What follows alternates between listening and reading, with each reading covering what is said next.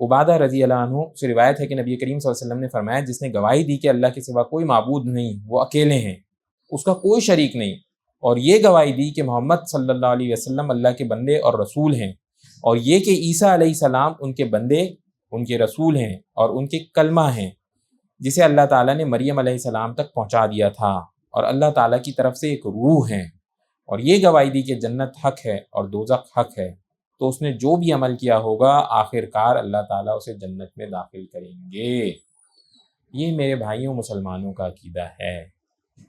کہ جو بندہ اللہ سبحانہ تعالیٰ پر ایمان لاتا ہے، نبی کریم صلی اللہ علیہ وسلم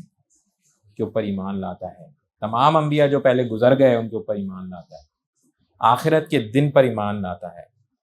جنت دوزخ پر ایمان لاتا ہے، وہ اس دنیا میں چاہے جیسے عمل بھی کرے ایک نہ ایک دن جنت میں ضرور داخل ہوگا، کیونکہ اللہ کے ساتھ وہ کسی کو شریک نہیں کرتا، اللہ پر ایمان لاتا ہے۔ باقیوں کا مسئلہ یہ ہے وہ یہاں، اور وہ کبھی بھی جنت میں نہیں جائیں گے، کیوں؟ کیونکہ وہ شرک کرتے ہیں، وہ اللہ کے ساتھ دوسروں کو معبود بناتے ہیں۔ بہت سارے کے دوسرے مسئلے، نبی کریم صلی اللہ علیہ وسلم پر ایمان نہیں لاتے۔ تو جو اس عقیدے کے علاوہ کوئی اور عقیدہ رکھے گا جنت کی خوشبو تک نہیں سونگھ پائے گا۔